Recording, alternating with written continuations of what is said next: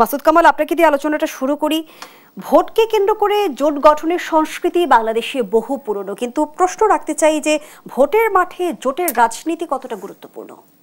ভোটের মাঠে জোটের রাজনীতি খুব গুরুত্বপূর্ণ, কিন্তু খুবই গুরুত্বপূর্ণ। কারণ এটা হয় কি, ধরেন আমি হয়তো একা কিছু করতে পারবো না, কিন্তু আমার সঙ্গে যদি দুইজন লোক আসে একসঙ্গে হই আমরা, তাহলে উভয়ের ভোট একসঙ্গে হবে। আমি একা একা ইলেকশন করলে হয়তো 300 আসনে 2টা আসন পাবো, কিন্তু যদি আমি আরেকজনকে সঙ্গে নেই তার ভোটটা আমার সঙ্গে যোগ হবে, তখন সেটা হয়তো 2টার জায়গায় হয়তো 10টা হয়ে যাবে। কাজে এরকম জোট তো আমাদের এখানে হয়, আগেও হয়েছে, অনেকবার হয়েছে। বিএনপির সঙ্গে জামাতের হয়েছে, আওয়ামী লীগের সঙ্গে জাতীয় পার্টির হয়েছে, বহুবার হয়েছে এরকম। এখন এবারও হবে এবং হওয়াটাই স্বাভাবিক। ছোট দলগুলো এই ধরনের জোটের প্রতি খুব আগ্রহ হয়, কারণ কয়েকটা আসন তারা পাবে, হয়তো একা একা পেত না, জোট করলে পাবে। আবার বড় দলগুলো আগ্রহী হয় যে ধরেন আপনার ক্ষমতায় যাওয়ার ক্ষেত্রে হয়তো তারা ভাবে আমার 1% 2% ভোট বাড়তি হলে আমি ক্ষমতায় যেতে পারবো, তখন সে 1-2%-এর জন্য তারা জোট করে। তো এই কারণে এই জোটগুলো ভোটের জোট আর কি, ভোট ভিত্তিক জোট। এখানে কিন্তু কোনো আদর্শিক জোট না এগুলো। তো এই ধরনের জোট এবার হবে, তবে এটা তো বিএনপির সঙ্গে হবে না, মানে জাতীয় পার্টির সঙ্গেও হবে না। জাতীয় পার্টি হবে কিনা জানি না, ওটা তো ইলেকশন করতে পারবে কিনা তাও জানি না। আর জামাতের সঙ্গে হবে হয়তো বা। আবার ছোট দলগুলো যারা আছে ওনারা বিভিন্ন জোটের সঙ্গে একীভূত হওয়ার চেষ্টা করবে, যে 2-1টা আসন যদি পাওয়া যায়। জোট এই মুহূর্তে ভোটের মাঠে খুব ইম্পর্টেন্ট। ছোট দলগুলো হয়তোবা বড় দলের জনপ্রিয়তাকে কাজে লাগাতে চায় কিংবা ছায়াতলে থাকতে চায়, সেই উদ্দেশ্যে হয়তোবা তারা জোট গঠন করে। এবার একটা সমস্যা আছে একটা, কিন্তু আমরা আরপিওতে যে পরিবর্তন দেখছি যে নিজ দলের প্রতীকেই তাকে নির্বাচন করতে হবে, এটা একটা সমস্যা। এই সমস্যাটা খুব জটিল সমস্যা। কিন্তু এই সমস্যা কিন্তু আসলে এই ভোট ভিত্তিক যে জোট আছে এটাকে কিছুটা হলেও নিরুৎসাহিত করবে, আবার করবেও না। কোথায় করবে না আমি বলি আপনাকে। যেমন ধরেন বিএনপির সঙ্গে কেউ জোট করতে আগ্রহী হবে না এই কারণে, ধরেন বিএনপির সঙ্গে কেউ একজন জোট করলো, এখন যে জোট করলো তার একটা মার্কা আছে, বিএনপির একটা মার্কা আছে। এখন ওই যে মার্কাটা আছে, নতুন যে মার্কাটা সে পাইলো, তাকে তো ওই মার্কায় ইলেকশন করতে হবে। এখন উনি যখন ওই মার্কায় ইলেকশন করবেন, বিএনপির কিন্তু একটা আসলে 4-5জন ক্যান্ডিডেট আছে। বিএনপি যদি তার মার্কায় নির্বাচন করতো তাও একজন পেত আর 3জন মুখ গোমরা করে বসে থাকতো। তো যখন যারা দেখবেন যে বিএনপি ওই আসনটা তার জোটকে ছেড়ে দিয়েছে, কিন্তু ওই লোক কিন্তু ধানের শীষ পায় নাই, অন্য একটা মার্কা নিয়ে আসে, তখন ওই যে বিএনপির যারা নাকি বঞ্চিত হতো তারা কিন্তু স্বতন্ত্র দাঁড়ায় যাবে এবং তাদের ওখানে কিন্তু ভালো একটা ভোট ব্যাংক আছে। তখন বিএনপির সব ভোট ওই জোটের প্রার্থীকে ভোট দিবে, এমনটা আমি অন্তত মনে করি না। জোটের হিসেব রেখে অনেকাংশে পাল্টে যাবে, কিন্তু এটা ছোট দলগুলোর জন্য হবে না। এরকম ধরেন জামাতের মার্কাটা কিন্তু অতটা না। জামাত আবার একটু রেজিমেন্টেড দল, তো তারা যদি বলে দেয় যে তুমি হাত পাখাকে ভোট দাও, তো জামাতের লোক কিন্তু হাত পাখাকে ভোট দিবে। কিন্তু এটা বিএনপি সেন্ট্রাল থেকে বলে দিলে বিএনপি লোকেরা তা করবে না। বিএনপির স্থানীয় যে লোক আছে, কারণ এই দলের প্রতি তো এই মাঠ পর্যায়ে পর্যন্ত এদের কেন্দ্রের অতটা নিয়ন্ত্রণ নাই। নিয়ন্ত্রণ থাকলে তখন চাঁদাবাজি থামাইতে পারতেছে না। তো কাজে ওইটা বিএনপির ক্ষেত্রে হবে না, কিন্তু জামাতের ক্ষেত্রে হবে। কাজে জামাত যেভাবে জোট করতেছে দেখতেছি আমি, যেমন মনে করেন 5-6টা দল নিয়ে তারা একত্রে যুগপৎ আন্দোলন করতেছে, এবং তারা যদি মাঝখানে একবার দেখলাম ও জামাতের একজন লিডার বললেন তারা প্রয়োজনে 100 আসন ছেড়ে দিবেন। যদি 100 আসন ছেড়ে দেয়, ওই 100 আসনে জামাতে যে ভোটগুলো আছে এগুলো কিন্তু তার জোটের প্রার্থীরা পাবে, আমার ধারণা পাবে। ওরকম ইসলামী আন্দোলন অথবা আপনার খেলাফত মজলিস দেখলাম, ওরাও তো আছে জোটের, ওরাও কিন্তু এই ধরনের আমার মনে হয় পাবে। কিন্তু বিএনপি যদি স্বতন্ত্রদের নিয়ন্ত্রণ করতে না পারে, তাহলে আসলে জোট সঙ্গীরা সেই সুফল কি পাবে না। এবং বিএনপি স্বতন্ত্রকে নিয়ন্ত্রণ করতে পারবেও না, আমার যেটা অভিজ্ঞতা, পারবে না। যেটা নাকি আওয়ামী লীগও পারতো না। আওয়ামী লীগকে পারতো স্বতন্ত্রদেরকে নিয়ন্ত্রণ করতে, একটা মাত্র দল। 2024-এ না হয় স্বতন্ত্রদের উৎসাহ দেওয়া হয়েছে, এর আগে কি উৎসাহ দেওয়া হয়েছিল? হয়নি তো। তখনও তো আওয়ামী লীগের স্বতন্ত্ররা জিতছিল, যেটা মানে আওয়ামী লীগ ছাড়া কেউ নাই। যেই জিতুক আওয়ামী লীগই জিতবে, মানে এমন তো অনেক সময় হয়। যেমন ধরেন বিএনপির সঙ্গে ফাইট হচ্ছে, একজন দুর্বল প্রার্থীকে দল নমিনেশন দিয়ে দিল, তখন সবল প্রার্থী মনে করে যে আমি দাঁড়ালে তো আমি বিএনপিকে হারাতে পারতাম, এখন দুর্বলটাকে দিয়েছে সে তো হারাতেও পারবে না, তখন সে দাঁড়ায় যায় কিন্তু যে আমি হারাই দেবো। তো এই ধরনের আকাঙ্ক্ষা, কিন্তু পরের দিকে তো মনে করেন মানে 2014 থেকে আর তো কোনো প্রার্থীও নাই রে ভাই, এক আওয়ামী লীগ। তখনও তো আওয়ামী লীগের লোকজন স্বতন্ত্র দাঁড়াইছে, ইউপি ইলেকশনে আওয়ামী লীগের লোকজন স্বতন্ত্র দাঁড়াইছে, যারা ইলেকশন তারা জিতছে, অনেকগুলো হয়েছে। কাজে এটা আওয়ামী লীগও থামাইতে পারবে না, বিএনপিও থামাইতে পারবে না। কারণটা হলো এদের যে দলের যে শ্রেণী চরিত্র, যেটা এই চরিত্রের কারণেই তারা পারবে না, তাদের মধ্যে ওই নিয়ন্ত্রণটা নাই দলের উপর। নতুন দলগুলো আসলে জোট গঠনের ক্ষেত্রে কি ভাবনায় রেখে জোট গঠন করতে যাবে? ওই তো ওইটাই, যে আসন পাওয়া নেই আর কোনো। নতুন দল মানে কি? এনসিপিকে কেউ জোটে নিবে কিনা আমার সন্দেহ আছে। কিন্তু রাজনীতির অঙ্গনে তো গুঞ্জন আমরা শুনতে পাচ্ছি যে বিএনপি জামায়াত দুই দলই এনসিপি কে। আমার মনে হয় না, এটা আওয়াজ হতে পারে, কিন্তু এনসিপি কে নিবে বলে আমার, কারণ এনসিপি সত্যি কথা বলতে কি আমার মানে এনসিপি নিয়ে আমার এক সময় খুবই উচ্চ আশাবাদ ছিল, কিন্তু এনসিপিকে এখন আমার মনে হয় এটা বোঝা, এনসিপির এই বোঝা কেউ নিতে চাবে কিনা আমার কাছে মনে হয় না। কারণ তাদের নেতাদের যে আচরণ, যেরকম বেয়াদবি মানুষের সঙ্গে, মানে শুনেন ভাই, বাংলাদেশের একটা অদ্ভুত দেশ, কিন্তু এই দেশে আপনি সিনিয়রের সঙ্গে কি আচরণ করলেন, একটা বয়স্ক লোকের সঙ্গে কি আচরণ করলেন, এটা খুব গুরুত্বপূর্ণ, খুব গুরুত্বপূর্ণ। এদের যে অধ্যত্ত আপনি দেখেছি বিভিন্ন জায়গায়, তো এটা মানুষ এবং এনসিপির এখন পর্যন্ত আমরা দেখছি যে প্রতীক জটিলতাও কিন্তু কাটেনি। তারা যে কাজটা করতেছে, প্রতীকটা যে কাজটা করতেছে, আমরা নাহলে ইলেকশনই করবো না, তো করো না, করো না তুমি ইলেকশন। কিন্তু এই প্রতীক নিয়ে এ পর্যন্ত এই যে এতগুলি পলিটিক্যাল পার্টি আছে, কেউ এরকম করছে? একটা পার্টি বলেন, ওনাদের একটা পার্টি আছে, ওনাদের যে দিছে তিনটা অপশন, তিনটা মধ্যে একটা নেন আপনি। আমি নাহলে নিব না, করবো না, এটা তো বাচ্চাদের অভিমান। এই অভিমান তো ভাই চলে না, নাই, এটা আমার তালিকার মধ্যে না, তুমি করতে নিবা। তালিকায় কিন্তু তোমার কথা অনুযায়ী আমাকে তৈরি করতে হবে। ইলেকশন কমিশন যদি ওর কথা অনুযায়ী ওখানে সাপটা ঢুকায়, ইলেকশন কমিশন থাকতে পারবে? তখন ইলেকশন কমিশন অন্য অন্য পার্টির কাছে কি জবাব দিবে? যে একটা পার্টি চাইলো আর তিনটা প্রতিবাদ, তখন ওনারা বলবো যে আমিও আরেকটা চাই, আমার এটা পছন্দ হচ্ছে না, আমি আরেকটা চাই। কটা দিবে সে? নিয়ম তো নিয়মই ভাই, তারা নিয়ম মানবে না, আমার জন্য নিয়ম পয়দা করো, এগুলো হয় না রে ভাই, এই গায়ের জন্য গোয়ার তুমি, এগুলো হয় না। কিন্তু জনাব মাসুদ কামাল, ইলেকশন কমিশনের তো সেই এখতিয়ার আছে, সেই জুরিসডিকশন আছে যে প্রতীক সংযোজন বিয়োজন করতে পারে চাইলে। ইলেকশন কমিশনের অনেক কিছু আছে, কিন্তু একটা কনভেনশন বলতে একটা কথা আছে। ইলেকশন কমিশন কি এর আগে গত 2-3 বছরে অথবা গত মানে 2-3 দশকে এই ধরনের কোনো কাজ করছে? যে কোনো একটা পলিটিক্যাল পার্টির চাহিদা অনুযায়ী তারা নতুন প্রতীক সংযোজন করছে পর্যন্ত? করছে? তাহলে ওর জন্য আপনি কেন করবেন? এই প্রতীক তো মাহমুদুর রহমান মান্না চায়, পায় নাই, সেখানে নিশ্চয়ই রাজনৈতিক বিতর্ক তৈরি হতে পারে, হবে তো, অনেক কিছু হবে।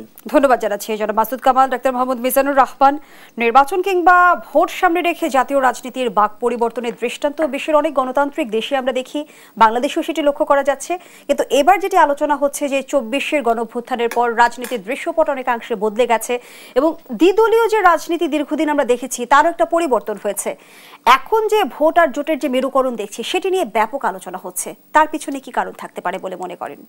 ধন্যবাদ আপনাকে এবং আমার সম্মানিত সহ আলোচক, দেশের প্রখ্যাত সাংবাদিক মাসুদ কামাল ভাই এবং দেশ টিভির দর্শক শ্রোতাকে। দেখেন, মাসুদ কামাল ভাই যথার্থ বলেছে, আমাদের বাংলাদেশে যদি আমরা অতীতের ইতিহাসগুলো দেখি, তাহলে প্রতিটা নির্বাচন আসলেই আমাদের একটা জোটের রাজনীতির আমরা দৃশ্য দেখেছি। এর একটা কারণও আছে, কারণ আওয়ামী লীগের নেতৃত্বে একটা জোট হয়েছে, আবার বিএনপির নেতৃত্বে একটা জোট হয়েছে।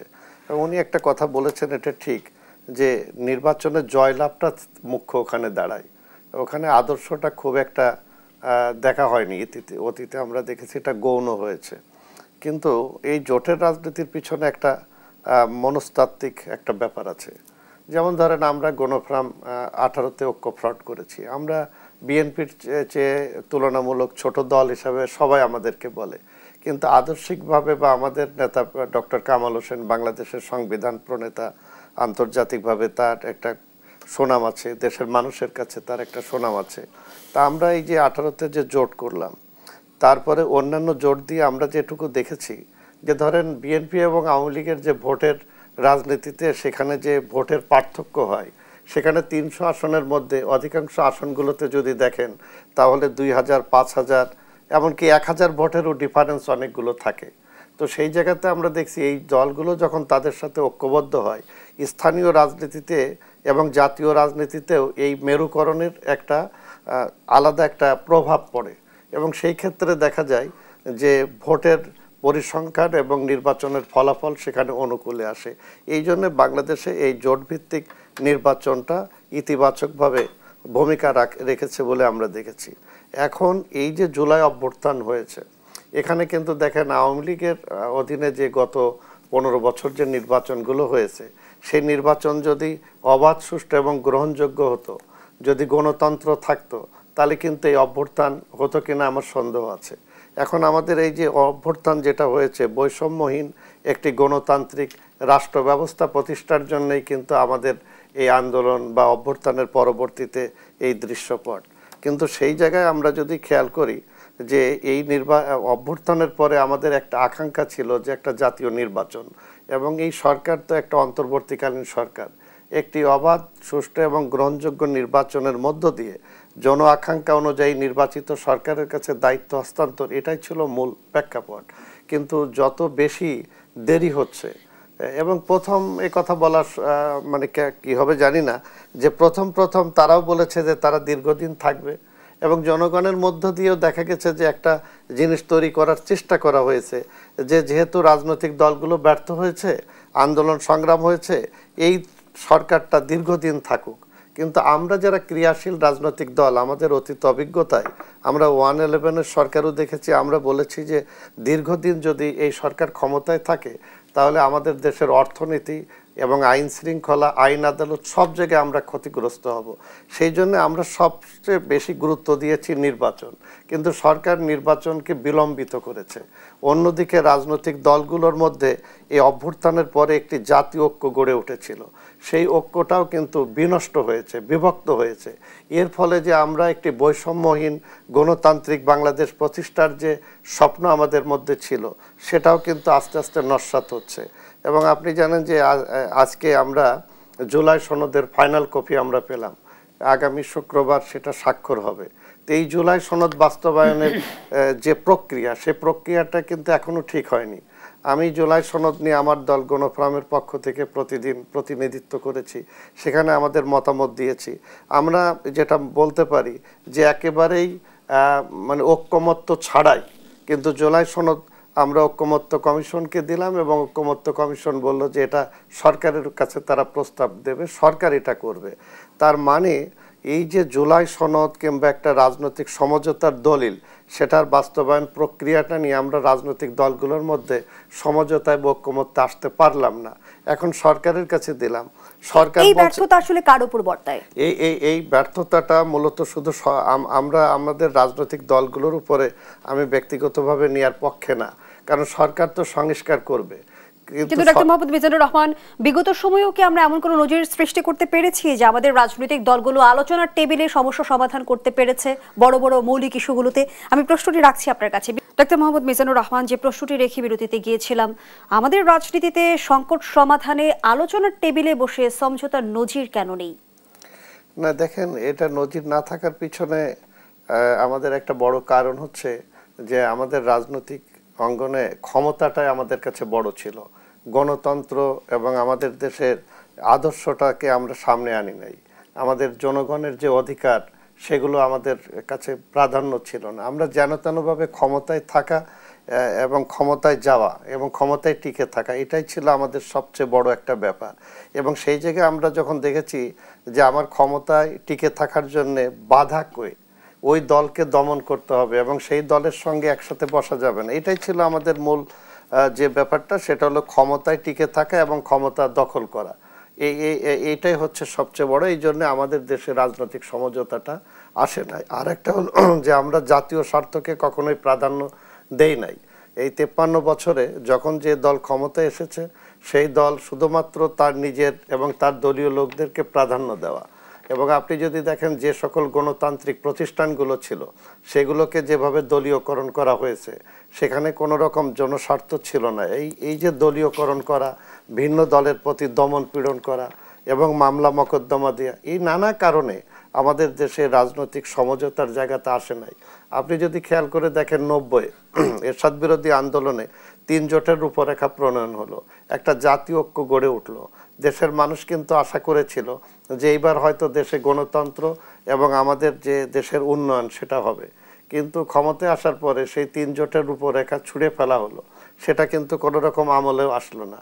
এবারও যদি আপনি লক্ষ্য করেন যে এত মানুষ রক্ত দিল, এত বড় আন্দোলন হলো, এত মানুষ আহত হলো, এরপরে একটা জন আকাঙ্ক্ষা হলো, আমরাও আশা করেছিলাম যে একটা পরিবর্তন আসবে, কিন্তু সেখানেও আমাদের এই জুলাই অভ্যুত্থানের পরে রাজনৈতিক দলগুলোর মধ্যে যে ঐক্য গড়ে উঠেছিল, এখন দেখেন ক্ষমতায় যাওয়ার প্রশ্নে সেই ঐক্যগুলো কিন্তু বিনষ্ট হচ্ছে।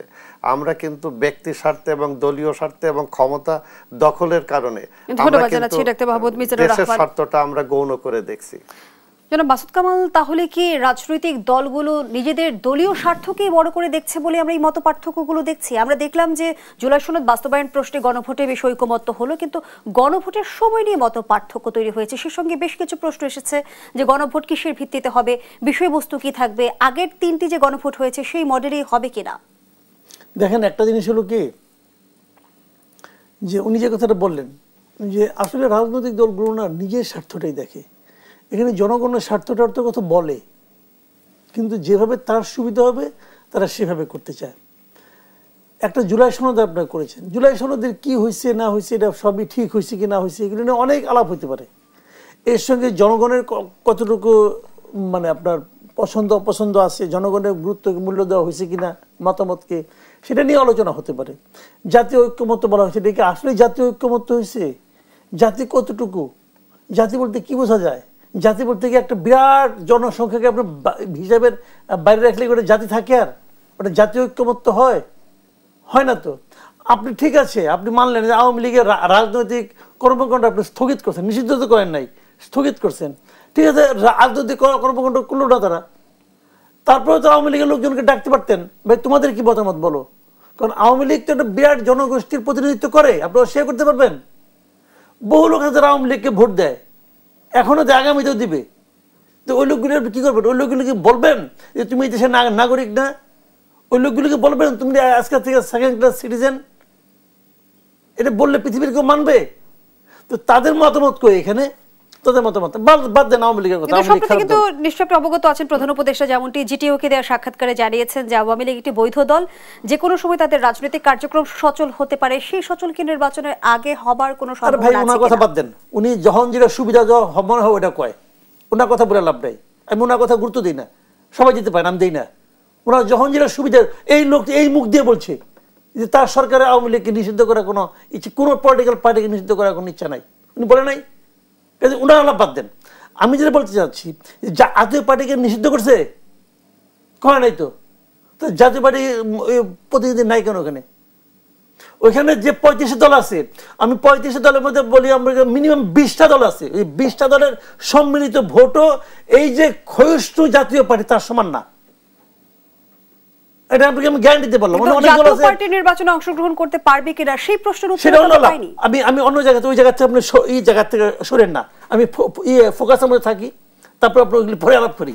তো এখন এদেরকে ডাকছেন, আপনি ডাকেন নাই, তারপরে ঐক্যমত্য করছেন, 84টা পয়েন্টে আপনি একমত হয়েছেন, কিছু নোট অফ ডিসেন্ট আছে, মানলাম, আমি তাও মানতে রাজি আছি, ঠিক আছে।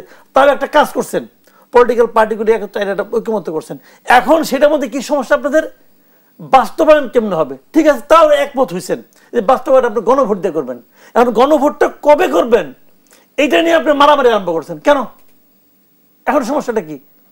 গণভোট আজকে হলো যে কালকে, পার্থক্যটা কি? সমস্যাটা কি? গণভোট কবে করবেন এটা বলতে যাচ্ছেন, আরেকজন বলতেছে গণভোট না করলে ইলেকশনই হবে না, ডিসেম্বরে অথবা ফেব্রুয়ারি নভেম্বরে গণভোট করতে হবে। কিন্তু জামায়াতের সেক্রেটারি জেনারেল মিয়া গোলাম পরওয়ার যেমনটি বলেছেন, নির্বাচনের দিনে গণভোট আয়োজনের কোনো সুযোগ নেই। যারা জুলাই সনদের আইনি ভিত্তি দিতে চায় না তারাই গণভোটের নামে টালবাহানা করছে। আগে যারা করবে গণভোটটা করতে কত টাকা লাগবে? বাংলাদেশে সারা দেশব্যাপী ভোট করতে মিনিমাম 1,500 থেকে 1,800 কোটি টাকা লাগে। এটাকে জামাত দিবে? টাকা আমাদের বেশি হয়েছে না? এইগুলি আলাপ করে তো লাভ নাই। তো আপনি যদি ইলেকশনের দিন করেন, দেখেন কতগুলো সমস্যা আমি বলি। ওই যে আগে হয়, আমি তখন প্রশ্ন করি যদি যে আপনি 3টাতে আগে হয়েছে গণভোট, আপনি 2 সামরিক শাসন আল্লাহ বাদ দেন, বিএনপি যেটা করছে ৭৮ সালে, ওটা তো মনে করেন বিএনপি করছে, জিয়া রহমান করছে, উনি যখন সামরিক শাসক গায়ের জোরে দখল করছে ক্ষমতা, দখল করে কয়ে যে আমার আপনারা সবাই মানেন, মানছে সবাই। কিভাবে মানছে জান? ওই ভোটে ওই সময় আমার বয়স ছিল 17 বছর, আমিও ভোট দিয়েছি ওইটার মধ্যে।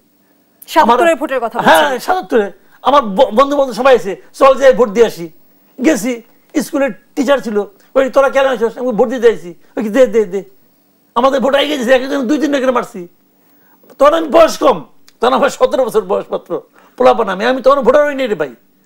তো এখন বলবেন যে তাহলে তুমি তো অন্যায় করছো। হ্যাঁ অন্যায় করছি, তখন তো আমি মানে 17 বছর বয়স আমি করছি অন্যায়। এটা আমার মতো অনেকেই করছে, অনেক ক্লাস 7 8 পোলাপান ভোট দিছে। তখন তো আমরা শুনছি এটা হাসাহাসি হয়েছে, কোনো কোনো জায়গায় নাকি 100% বেশি হয়ে গেছে, ভোট হয়ে গেছে। এটা কিন্তু হয়েছে 77-এর পরে 85 হলো, 85 এরশাদ সাহেব করছে, একই ফরম্যাটে করছে, ওগুলি করে অর্থহীন। কিন্তু 91-এ যেটা গণভোটটা হলো, দ্যাট ওয়াজ জেনুইন গণভোট, একটা সাংবিধানিক প্রশ্ন। সেই 91 এর ভোটকেও তো অনেকে বলে যে আনুষ্ঠানিকতা ছাড়া আর কিছুই ছিল না।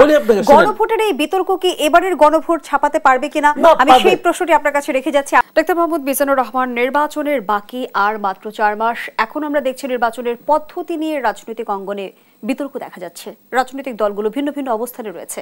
নির্বাচনের ক্ষেত্রে প্রতিবন্ধকতা সৃষ্টি করছে কি? হ্যাঁ, এই কথা ঠিক। এখন তো আমরা এই যে সামনে নির্বাচনের জন্য সব রাজনৈতিক দলগুলো যেমন আমরা প্রস্তুতি নিচ্ছি, সরকারও নিচ্ছে, কিন্তু নির্বাচন যত কাছে আসছে, আমি যেটা আগেও বলেছি যে আমাদের এই রাজনৈতিক দলগুলোর মধ্যে যে বৃহত্তর ঐক্য ছিল, সেই ঐক্য ফাটল ধরছে শুধুমাত্র যেনতেনভাবে ক্ষমতায় যাওয়ার ব্যাপারটা নিয়েই এখানে প্রাধান্য পাওয়া হচ্ছে। আপনি যদি দেখেন যে সম্প্রতিকালে সেনাবাহিনীর মধ্যে কিছু ব্যক্তিকে সেনা হেফাজতে নেওয়া এবং তাদের বিচারিক প্রক্রিয়া এবং সোশ্যাল মিডিয়ায় তাদেরকে নিয়ে একটা বড় ধরনের মানে গুজব রটনা করা হচ্ছে, এটা একটা দিক। আবার আপনি যদি দেখেন এই যে আমাদের নতুন যে রাজনৈতিক দল এনসিপি, তারাও এখানে বলছে যে তাদের একটা প্রতীক শাপলা, যেটা এখানে আলোচনা আসছে, যে এটা না হলে তারা নির্বাচন হতে দেবে না। আবার আজকে আপনি যদি দেখেন যে জামাত ইসলাম, তাদের একজন শীর্ষ নেতা, তিনি বলছেন যে এই যে উপদেষ্টা যারা আছেন তাদের কল রেকর্ড নাকি তার কাছে সংরক্ষিত আছে, এটা ফাঁস করে দিবেন। এই ধরনের তিনি বলেছেন যে কোনো রাজনৈতিক দলের নাম না উল্লেখ করে তিনি বলেছেন যে কোন কোন উপদেষ্টা একটি রাজনৈতিক দলের হয়ে ষড়যন্ত্রে লিপ্ত এবং তাদের যে কথোপকথন সেটা রেকর্ড তার কাছে আছে। তো এই ধরনের একটি রেকর্ড তো করার কোনো সুযোগ আইনগতভাবে নাই, কোনো ব্যক্তির নাই, সরকারেরও নাই। আপনার সাথে আমার কথা হতে পারে, সেই কল রেকর্ড তো আপনি সংরক্ষণ করতে পারবেন, প্রকাশ্যে। ধন্যবাদ জানাচ্ছি ডক্টর মোহাম্মদ মিজানুর রহমান। জনাব মাসুদ কামাল, যেমনটি জামায়াতের নায়েবে আমির আব্দুল্লাহ মোহাম্মদ তাহের অভিযোগ করলেন যে কোনো কোনো উপদেষ্টা একটি রাজনৈতিক দলের হয়ে ষড়যন্ত্রে লিপ্ত। বেশ কিছুদিন ধরে রাজনৈতিক অঙ্গনে আবার উপদেষ্টাদের সেফ এক্সিট নিয়েও নানামুখী আলোচনা চলছে। আমরা যেমনটি জানি যে প্রথম সেফ এক্সিটের ঘটনাটি ঘটেছিল 1975 সালে। রাজনৈতিক বিশ্লেষকরা এমনটিই বলে, ইন্ডেমনিটি অধ্যাদেশ জারি হয়েছিল সে সময়। 75 থেকে 25 সেফ এক্সিট এখনো কেন রাজনীতিতে আলোচনায়? এই জন্যই আলোচনা যে যখন যারা দায়িত্ব পায়, সরকারে যারা দায়িত্বে যান, তারা যে সেখানে দায়িত্বের বাইরেও নিজেদের স্বার্থের জন্য কিছু একটা করেন। এই যে করেন, এটা নিয়ে পরবর্তী সময়ে পরবর্তী সরকার যেটা আসে, তাদের কাছে তাদের জবাবদিহিতার মুখে পড়তে হয় এবং তারা ভয় পায় তাদেরকে না আবার বিচারের কাঠগড়ায় দাঁড় করায়। এই জন্য তারা আগে যাওয়ার আগেই ওই দল অথবা যারা ক্ষমতাবান আছেন তাদেরকে রিকোয়েস্ট করে যে আমাদের একটা, আপনাদের এই সুবিধা পাওয়া দেয়, আমাদের একটু সেফভাবে বের হতে দেন। যেমন আমরা দেখেছি যে 1/11-এর সময় যারা ছিল, মইনুল আহমেদ বলেন, ফখরুদ্দিন আহমেদ বলেন, মাসুদুদ্দিন চৌধুরী বলেন, এদের সবাই তো আওয়ামী লীগ সরকার ওই শর্তে দিয়েছিল, তোমরা আমাদের হেল্প করো, আমরা তোমাদেরকে হেল্প করব। এখানেও তাই হচ্ছে, তোমরা আমাদের হেল্প করো, আমরা তোমাদের হেল্প করব, অথবা আমরা তোমাদের হেল্প করছি, তোমরা আমাদের হেল্প করিও। এইটাই কিন্তু হচ্ছেই। এটা তো নাহিদ ইসলাম স্পষ্টই বলছে যে পলিটিক্যাল পার্টি লিডারদের সঙ্গে লিয়াজও করতেছে। তাহলে ওরা কোন পার্টি কাছে যাবে? ওরা কি গণফোরামের কাছে যাবে নাকি? গণফোরামের ক্ষমতা যাওয়ার কোনো চান্স নাই। যারা ক্ষমতা যাওয়ার চান্স আছে তাদের কাছেই যাচ্ছে, যোগাযোগ করতেছে, যোগাযোগ হচ্ছে। আজকে তো তাহের সাহেব বললো যে তাদের অন্য একটা দলের লোকজনকে নিয়ে, একদিন কিন্তু উনি কিছু বলে নাই, কারণ একদিন তো ওনার লোক ছিল। যে অন্য দলের লোক আসছে তখন তার মাথা খারাপ হয়েছে যে অন্য দলের লোকটা দলীয়ভাবে করতেছে। এটা তো মাহফুজ আলম একদিন বললোই যে সমস্ত গুরুত্বপূর্ণ পদে জামাত আর বিএনপি যাদের লোক বসাই। কিন্তু সৈয়দ আব্দুল্লাহ মোহাম্মদ তাহের যেমনটি অভিযোগ করেছে, একটি দলের লোকদের বিভিন্ন গুরুত্বপূর্ণ সিভিল ও পুলিশ প্রশাসনে বসিয়ে নীল নকশার নির্বাচন করার ষড়যন্ত্র। ভাই, এই এই যে প্রশাসনে দলীয় লোক বসানো, এটা জামাতের লোক বসছে, বিএনপিও লোক বসছে। জামাতের চিকন বুদ্ধি, এই জন্য তারা গুরুত্বপূর্ণ জায়গাগুলি বসছে, কোনো আওয়াজ করে নাই। বিএনপির মোটা বুদ্ধি, ওরা এখানে বসাইছে, আদাবাজি করছে, এগুলি করে ধরা গেছে। ঘটনা তো এটাই। এটা তো মাহফুজ আলম সরাসরি বলছে যে বিএনপির জামাত সব ভাগাভাগি করে কারাকারি করে দুই দল প্রশাসনের লোকজন বসিয়েছে। তো হয়েছে এটা। একদিন উনি বলেন নাই কেন, একদিন ওনার গায়ে লাগে নাই। এখন যখন একটা গুরুত্বপূর্ণ জায়গায় বিএনপির লোক বসছে, তার মাথা খারাপ হয়ে গেছে, এখন সেগুলি বলে। যখন তার লোক বসছিল তখন তো কিছু বলে নাই। যখন ঢাকা ইউনিভার্সিটি ভিসি যে বললো, সেটা জামাতের লোক, সে অস্বীকার করতে পারবে? তখন তো কিছু বলে নাই। তখন তো বলে নাই যে কেন একটা দলীয় লোককে নিয়ে ভিসি তবে কি এই অভিযোগের পেছনে রয়েছে স্বার্থের দ্বন্দ্ব? অবশ্যই, যার যার দলীয় স্বার্থের দ্বন্দ্ব, বলেন ব্যক্তি স্বার্থ, দলীয় স্বার্থ। ভাই, এই দেশের সাধারণ মানুষের কোনো মুক্তি নাই, এগুলো সত্য কথা। এই দেশের সাধারণ মানুষ এই রাজনৈতিক দলগুলোর যে মানে আপনার সংকীর্ণ স্বার্থ চিন্তা, তার কাছে জিম্মি হয়ে আছে। এই দেশের মুক্তি আমি দেখি না।